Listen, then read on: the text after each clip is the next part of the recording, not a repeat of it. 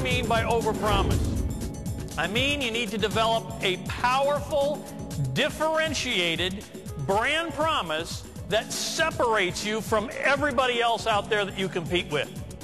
Because if you don't get any marketplace attention at all. Now, once you've done that, you've got to over-deliver. And by that I mean you've got to deliver on and reinforce that brand promise at critical customer touch points. We create this over-the-top brand promise that we call the overpromise.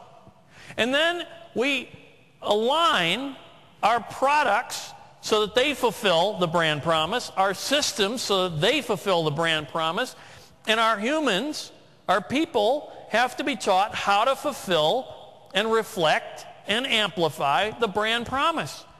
So that what the customer gets is this experience where they go, cool, that really was exactly what they promised. In fact, they over-delivered on that outrageous promise.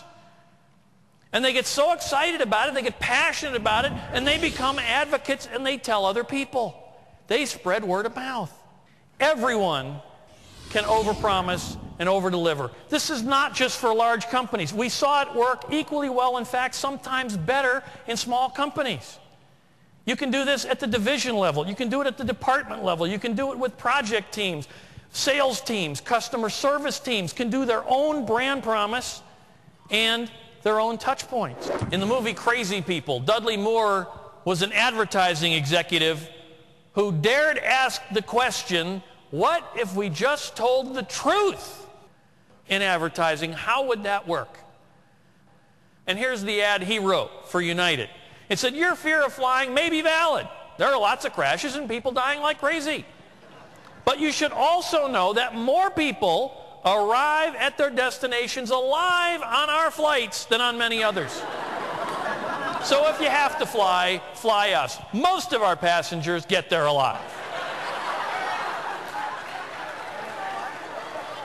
Here's another one he wrote. The French can be annoying. Come to Greece. We're nicer. And my personal favorite, we know you love him, but if he happens to die, we'll give you 2 Mercedes and a summer home. Wouldn't that be nice too? American Express, Blue for Music, decided that their brand promise would be enhancing the musical experience. If you use our card and you're a music lover, you're going to like the experience. So when you order concert tickets online, a couple of days later you get a free CD of that group in the mail. When you get to the concert venue, you don't stand in the will call line with everybody else. You go straight up to the Amex Blue for Music will call window where there are no lines ever. And then instead of getting in line to go into the concert, you go directly to the Blue for Music entrance where you're escorted directly to your seat. 3 critical touch points back to back that deliver on the brand promise. FedEx didn't say, we ship stuff. We're really fast.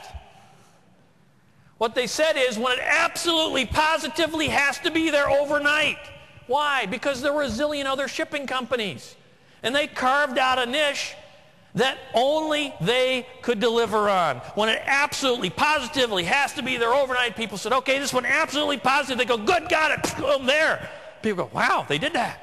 That's cool. Do it again. By the way, what's their symbol? It's an airplane. What's their competitor symbol? A brown truck. Which one do you think is most likely to get it there faster? Well, this is actually the second time I've seen Rick Barrera speak. We actually had him at an OFDA conference last year, and he was the last speaker of the event, and people actually missed their plane to see this entire presentation. So Rick does a great job, engages the audience. The overpromise, overdelivers right on the mark. Lexus conducted some research when they first came to the United States, and they found that 50% of all Mercedes were not serviced at the dealership. But what was fascinating was not just the fact, but the why. And when they dug into it, it was none of the expected answers. What they found was that Most of the time, these Mercedes owners loved their cars so much that they wanted to talk directly with the mechanic. They didn't want to talk to a service writer or a service manager. They wanted to talk to the person who was going to be hands-on on their car. So Lexus completely redesigned the service experience. You meet personally with the mechanic. They cut big holes in the wall so that you can see into the service bays. They built living rooms, not waiting rooms. They put in coffee bars in some of the dealerships, Saks Fifth Avenue boutiques, spas, high-speed internet access, private offices. They actually have customers that meet their friends at the dealership while they're getting the oil changed. Now here's my most shocking finding in all the research. Great brand builders redefined customer service, the whole concept of customer service. They changed the game from delivering traditional face-to-face service to building branded customer experiences that could be delivered with flawless consistency. The Container Store is a store that sells virtually everything to organize your home or office. Their motto, be Gumby.